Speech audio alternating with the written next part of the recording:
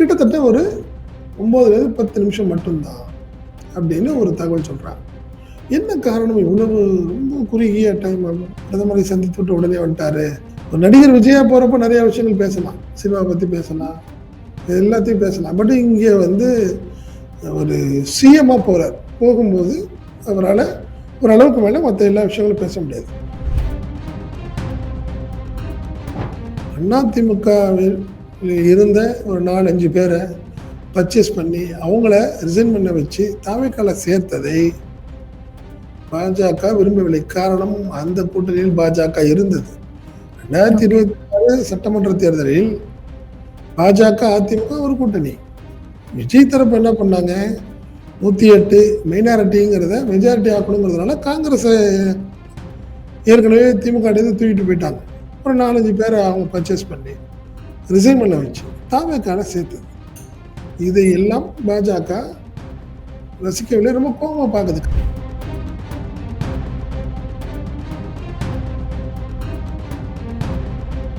கிட்டத்தட்ட 35-40 வருஷத்துக்கு அப்புறம் காங்கிரஸை டிவிகே அரசில் வந்து அவங்களுக்கு ஒரு பிரதிநிதித்துவம், அமைச்சரவையில் பிரதிநிதித்துவம் கொடுக்கறதையும் பிஜேபி எப்படி ரசிக்கும்? அதை எப்படி ஏற்றுக்குவாங்க? அதுதான் நம்ம பலமுறை சொன்னதுதான்.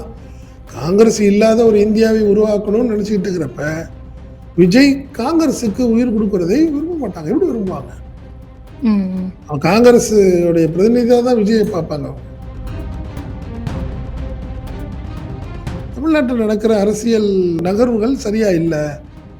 குறிப்பா புதுசாக ஆட்சிக்கு வந்திருக்க டிவிகேவுடைய செயல்பாடுகள் சரியா இல்லை. குறிப்பா 4 எம்எல்ஏக்களை ரிசைன் பண்ண செஞ்சதெல்லாம் வந்து சரியான ஒரு அணுகுமுறை இல்லை.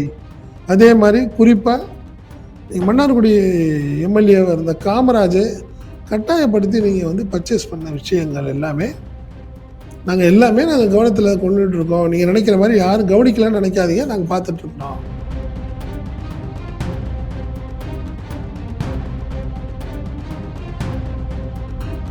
பட் விஜய்க்கு ஒரு வார்னிங் கொடுத்துருக்குறாங்க. செயல்பாடு சரியில்லை, குதிரை பேரம் நடந்திருக்கு. தொடர்ந்து இதே நிலையில் போனால் நீ இடைத்தேர்தலோடு சேர்த்து தமிழக சட்டமன்ற தேர்தலும் நடக்கலாம் அப்படின்னு சொல்லியிருக்காங்க. அதுதான் விஜய்க்கு எனக்கு ஒரு பெரிய பயத்தை ஏற்படுத்தியிருக்கிறது.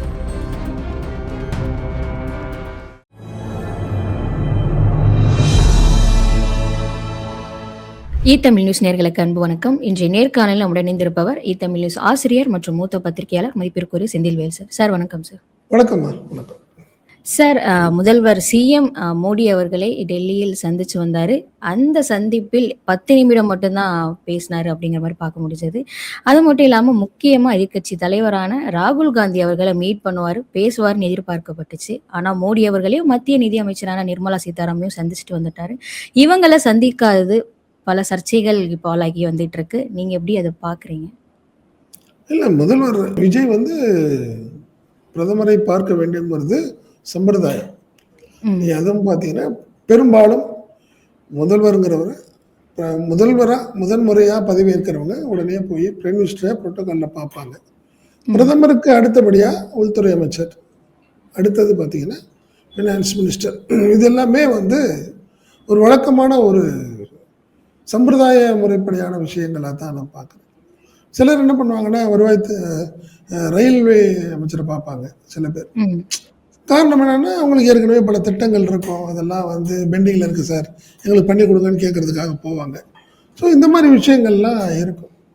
விஜய் அவர்கள் என்ன பண்ணார் அப்படின்னு பார்த்தா, நேற்று காலை சென்னையிலேருந்து டெல்லி போனார். போயிட்டு கிட்டத்தட்ட பிரைம் மினிஸ்டர் பார்க்குறது ஆல்ரெடி அப்பாயின்மெண்ட் வாங்கிட்டார். 3 பேரை பார்க்குறதா அப்பாயின்மெண்ட் வாங்கினார். First prime minister, second home minister Amit Shah, finance minister Nirmala Sitharaman. 7:30 மணி வரைக்கும் அவருக்கு டைம் அப்படி வச்சுருந்தார். இதுதான் ப்ரோக்ராம்னு வச்சுக்கோங்க. பட் ஃபஸ்ட்டு பிரைம் மினிஸ்டர் போய் பார்த்துட்டு ரொம்ப உடனே வந்துட்டார் அப்படிங்கிறாங்க. ஒரு 10 நிமிஷம் தான் இருந்தார், 10-11 நிமிஷம் தான் அந்த ரூமில் இருந்தார். அதுக்கு முன்னாடி ஃபார்மாலிட்டி இருக்கும், இறங்கி அவர் வந்து பிரைம் மினிஸ்டர் ஆஃபீஸ்க்கு போகணும், சில ஃபார்மாலிட்டிஸ் இருக்கும். அது முடிஞ்ச உடனே தான் உள்ளே போய் பிரைம் மினிஸ்டர் பார்த்துட்டு திருப்பி வரணும். போக வர்றதுக்குன்னு பார்த்தீங்கன்னா ஒரு டைம் எப்படி 3-4 நிமிஷம் ஆகிடும். போக வரும் 2 நிமிஷம், வர 2 நிமிஷம்னு பார்த்தா ஒரு 4 நிமிஷம் ஆயிடும். பட் பிரைம் மினிஸ்டர் வீட்ல இது ரூம்ல அவர் இருந்தது கிட்டத்தட்ட ஒரு 9லேருந்து 10 நிமிஷம் மட்டும் தான் அப்படின்னு ஒரு தகவல் சொல்றாங்க. என்ன காரணம் இவ்வளவு ரொம்ப குறுகிய டைம், ரொம்ப குறுகிய காலத்தையே பிரதமரை சந்தித்துவிட்டு உடனே வந்துட்டாரு. குறிப்பா பார்த்தா முதல் நாள் வந்து கேரள புதிய முதல்வர், காங்கிரஸ் முதல்வரான அதீதனை பார்த்தார். போய் பார்க்குறாரு. அவரும் பிரைம் மினிஸ்டர் மோடியும் கிட்டத்தட்ட 1/2 மணி நேரம் பேசுறாங்க. பேசிட்டு வர்றாங்க. ஆனா காங்கிரஸ் முதல்வரை பார்க்குறாரு. ஏன் விஜய்கிட்ட வந்து பேசல? இதுல தான் அரசியலான்னு கேட்டா இல்ல. ஒரு விஷயம் நம்ம நல்லா புரிஞ்சுக்கணும். அவர் கேரள முதல்வர் அரசியல் பாரம்பரியமானவர். அவர் ஏற்கனவே அரசியல் தெரிந்தவர், விஷயமானார், அப்படிதான் நம்ம சொல்லணும். என்ன பட் விஜய்கிட்ட வந்து இது ஃபர்ஸ்ட் டைம் அவர் வேண்டிய விஷயங்கள் சப்ஜெக்ட் வைஸ் அவர் பெருசா அவர் உட்காந்து பேசுறதுக்கு அவருக்கு வந்து பழக்கம் இல்லை. அப்படிதான் பார்க்கக்கூடாது. இதுல வந்து குறை சொல்றதுக்கு வேலை இல்லைன்னு வச்சுக்கலேன். காரணம் ஃபர்ஸ்ட் டைமா போறாரு. பிரைம் மினிஸ்டர் பேசுறப்ப ஒரு நடிகர் விஜயா போறப்ப நிறைய விஷயங்கள் பேசலாம், சினிமா பத்தி பேசலாம், எல்லாத்தையும் பேசலாம். பட் இங்க வந்து ஒரு சிஎம்மா போறார். போகும்போது அவரால் ஓரளவுக்கு மேல மற்ற எல்லா விஷயங்களும் பேச முடியாது. பிரைம் மினிஸ்டர் இப்போ என்ன வேணாலும் சப்ஜெக்ட் கேட்கலாம். என்ன சினிமாவில் நடிப்பீங்களா, நடிக்கலான் இருக்கீங்களா, முடிஞ்சிச்சா, அவ்வளோதானா அப்படின்லாம் கேட்கலாம். அவர் கேட்கலாம். பட் இவர் எல்லா விஷயத்தையும் பேச முடியாது. பிரைம் மினிஸ்டர்கிட்ட மூலியமாக தானே பேச முடியும். ஸோ அதனால் ஏற்கனவே ஒரு கோரிக்கை கொடுத்துட்டாரு. கோரிக்கை மனுக்கள் ஏற்கனவே எடுத்துகிட்டு போயிருந்தார். இதெல்லாம் எங்களுக்கு பண்ணி கொடுங்க தமிழ்நாட்டுக்குன்னு. அதை கொடுத்துட்டு பார்த்துட்டு வந்துட்டார். வந்து அடுத்த விஷயங்கள் அவர் ஆக்சுவலாக பார்த்தீங்கன்னா 6:30 மணிக்கு அடுத்த கட்டத்துக்கு 6:30 மணிக்கு யாருக்கு ஹோம் மினிஸ்டர் அமித்ஷாவை பார்க்கணும். அதுக்கப்புறம் 7:30 மணிக்கு தான் ஃபைனான்ஸ் மினிஸ்டர் நிர்மலா சீதாராமனை பார்க்குற ப்ரோக்ராம் இருந்துச்சு. ஹோம் மினிஸ்டர் வந்து அவர் கொஞ்சம் பிஸியாக இருக்கிறதுனால அப்பாயின்மெண்ட் கிடையாதுங்க, நீங்கள் ஆட்டோமேட்டிக்காக ஃபினான்ஸ் மினிஸ்டர் பார்த்துருங்க அப்படின்ற மாதிரி சொல்லிட்டாங்க. ஸோ ஃபினான்ஸ் மினிஸ்டர் மட்டும் பார்த்துட்டு வந்துட்டார். இப்போ என்ன விஷயம், அமித்ஷாவை ஏன் பார்க்கல அவர் அப்படிங்கிறது இப்போ எல்லாத்துக்கும் ஒரு பெரிய கேள்விக்குறியாக இருக்குது. ஏன்னா நீ காங்கிரஸ் முதல்வர், இப்போ ஏற்கனவே சொன்ன கேரளா காங்கிரஸ் முதல்வரை பார்க்குறாரு அமித்ஷா, அசாம் முதல்வரை பார்த்தாரு, மும்பை இவரை பார்த்தாரு, மகாராஷ்டிரா முதல்வரை பார்த்தாரு. அது நேற்று மட்டுமே சொல்கிறேன் நான். அவங்களெல்லாம் பார்த்துருக்காரு. ஏன் விஜயை பார்த்தாரா? அது வந்து அவங்களுடைய விருப்பமான ஒரு விஷயம். அவங்களுக்கு முக்கியமான விஷயம் இருக்கலாம். ஹோம் மினிஸ்டர் நிறைய விஷயம் இருக்குது. ஏன்னா பார்டர் செக்யூரிட்டி ஃபோர்ஸ்லேருந்து எல்லாமே அவருடைய கண்ட்ரோல் தான். எல்லா விஷயமும் வரும். ஸோ இந்த மாதிரி விஷயங்கள் எல்லாமே அவர் பார்த்துட்டு இருப்பாரு. ஸோ அதனால அமித்ஷா அரசியலுக்காக தவிர்த்தாரா இல்லையா அப்படிங்கிறது எதுவும் ஆதாரப்பூர்வமாக யாராலையும் ஒன்றும் தெரியாத ஒரு விஷயம். யாரும் ஆளுக்கு ஒன்று சொல்லிக்கலாம்.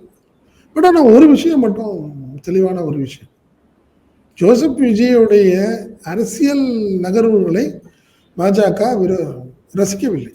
அது வந்து குறிப்பாக அதிமுகவில் இருந்த ஒரு 4-5 பேரை பர்ச்சேஸ் பண்ணி அவங்கள ரிசைன் பண்ண வச்சு தாவேக்கால சேர்த்ததை பாஜக விரும்பவில்லை. காரணம், அந்த கூட்டணியில் பாஜக இருந்தது.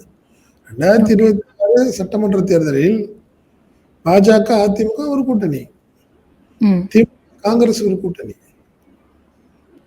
விஜய் தரப்பு என்ன பண்ணாங்க, 108 மைனாரிட்டிங்கிறத மெஜாரிட்டி ஆக்கணுங்கிறதுனால காங்கிரஸ் ஏற்கனவே திமுக தூக்கிட்டு போயிட்டாங்க.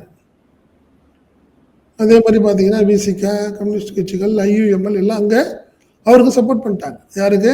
விஜய்க்கு பண்ணிட்டாங்க. இந்த நிலையில் என்ன பண்ணாங்க, ஏடிஎம்கில் ஒரு பார்ட்டு என்ன பண்ணிடுச்சு, விஜய்க்கு ஆதரவு தெரிவித்தாங்க. அதில் சட்ட சிக்கல்கள் சில விஷயங்கள் வந்துருச்சு. என்ன ஆச்சு, கட்சித்தாவல் தடை சட்டம் அப்படின்னு ஒரு இஷ்யூ வந்தோடனே அவங்களாம் பேக் அடிச்சிட்டாங்க. இந்த என்ன பண்ணுறது, என்ன பண்ணுது தாவேக்கா, அதில் உள்ள ஒரு 4-5 பேர், இந்த 25 ஆதரவு தெரிவித்தாங்கள அவங்கள்ட்ட ஒரு 4-5 பேரை அவங்க பர்ச்சேஸ் பண்ணி ரிசைன் பண்ண வச்சு தாவேக்கான சேர்த்தது. இதையெல்லாம் பாஜக ரசிக்கவில்லை, ரொம்ப கோபமாக பார்க்குது. காரணம், அவங்களும் அந்த கூட்டணியில் இருந்தாங்க. எல்லாம் ரிசைன் பண்ணிட்டு போய் இந்த மாதிரி எல்லாத்துக்கும் தெரியும்ல, போல இவங்களே ஒரு கட்டாயப்படுத்தி அவங்கள ரிசைன் பண்ண வச்சு அடுத்த நிமிஷமே தாவேக்கால சேர்த்து அனுப்புகிறாங்க. இப்போ என்ன அவங்களுக்கு அஷூரன்ஸ் கொடுத்துருக்குறாங்க, நீங்கள் ரிசைன் பண்ண எல்லாமே உங்களுக்கு தொகுதி கொடுத்துட்றோம், தாவேக்கால நின்று ஜெயிச்சிருங்க அப்படிங்கிறது தான் தாவேகாவுடைய டிவிகே தரப்புல கொடுக்கப்பட்ட வாக்குறுதி. இதெல்லாம் விரும்பல. புதிய கட்சி உங்களுக்கு ஒரு மெஜாரிட்டி கிடைச்சிருச்சு. என்ன விசிகா கொடுத்துட்டாங்க, கம்யூனிஸ்ட் கொடுத்துட்டாங்க, ஐயுஎம்எல் கொடுத்துட்டதுக்கு அப்புறம் 120ன்னு வந்துருச்சு. இந்த நிலையில எதுக்கு நீங்க தேவையில்லாத வேலை பண்றீங்க அப்படிங்கிற கடுமையான கோபத்தில் பாஜக இருக்கு. பட் அதற்காக தான் அமித்ஷா வந்து விஜயை பார்க்கலையா அப்படிங்கிறது நமக்கு தெரியாது. ஆனா சார் கேரள முதல்வர் மீட் பண்றனாலதான் அங்க ஸ்கெடியூல் ஆனனாலதான் இவரை பார்த்துக்க முடியல அப்படிங்கிற மாதிரி சொல்லப்படுது இல்லையா? இல்லம்மா, ஏற்கனவே அப்பாயின்மெண்ட் கொடுத்தது தானே, ம் அப்பாயின்மெண்ட் கொடுத்தது தானே.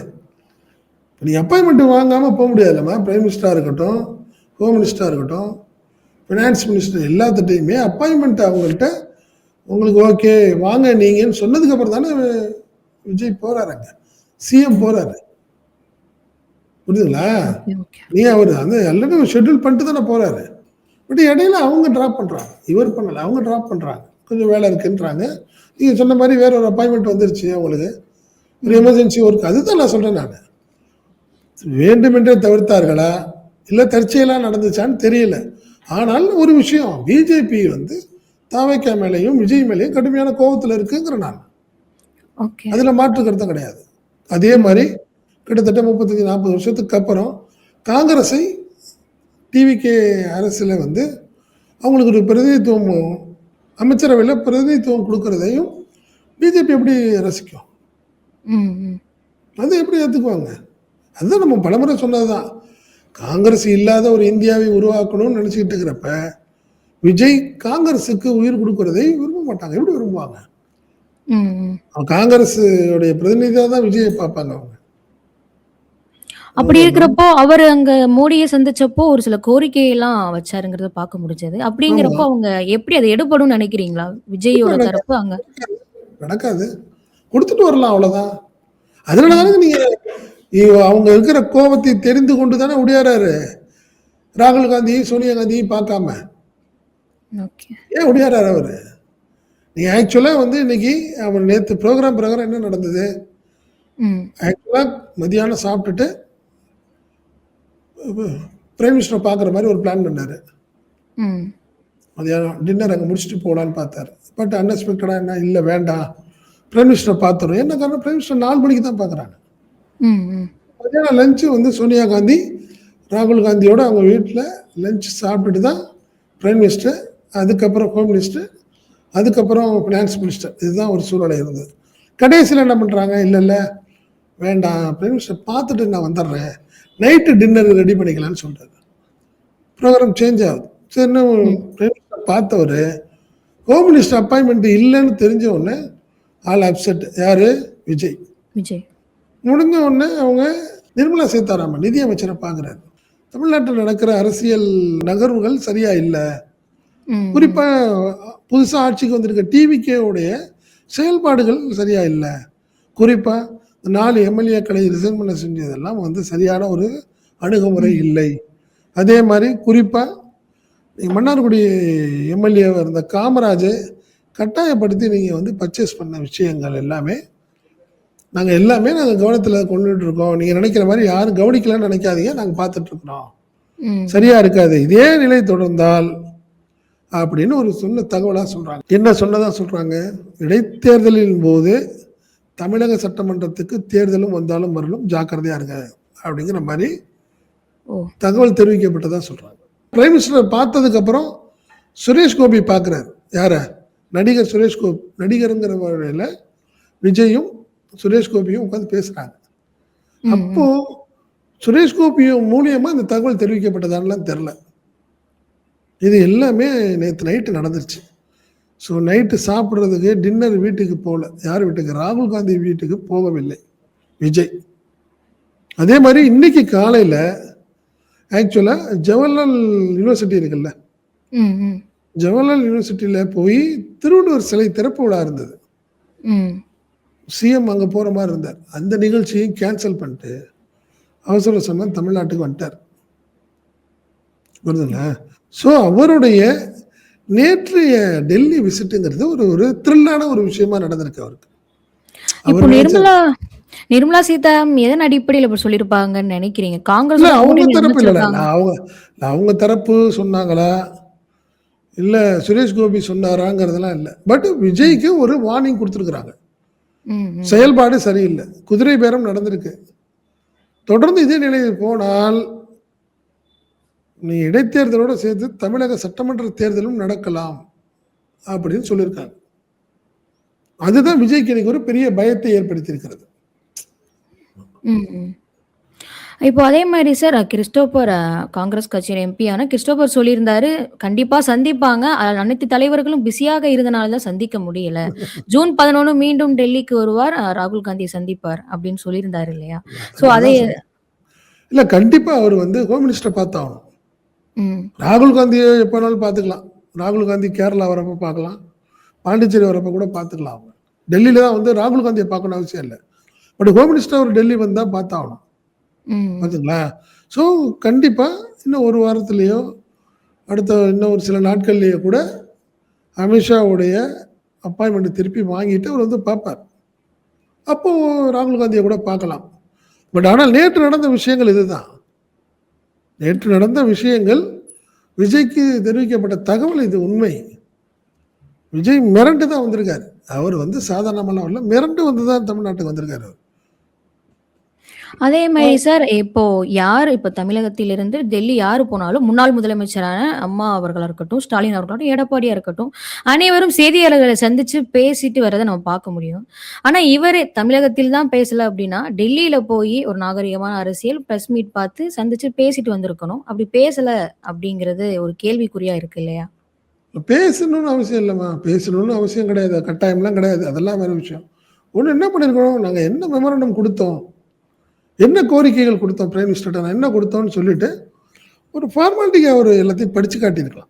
இதெல்லாம் நான் சொல்லியிருக்கேன், கொடுத்துருக்குறேன் அப்படின்ட்டு அடுத்த கேள்விக்கு பதில் சொல்லணும்னு கூட அவசியம் இல்லை, கிளம்பி போயிருக்கலாம் அவர்.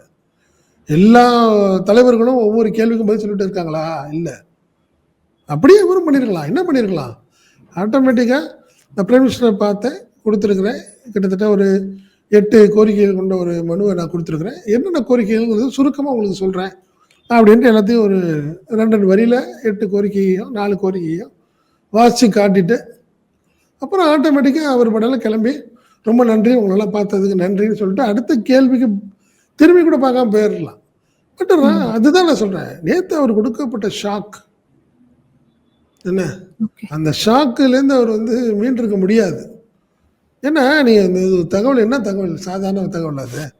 இடைத்தேர்தல் 5 சட்டமன்ற தொகுதிகளுக்கும் நடைபெறும் இடைத்தேர்தலோட சேர்த்து தமிழக சட்டமன்றத்துக்கும் தேர்தல் வரும், ஜாக்கிரதை, இதே மாதிரி போயிட்டு இருந்தா அப்படின்னு வான் பண்றது எவ்வளவு பெரிய விஷயம்.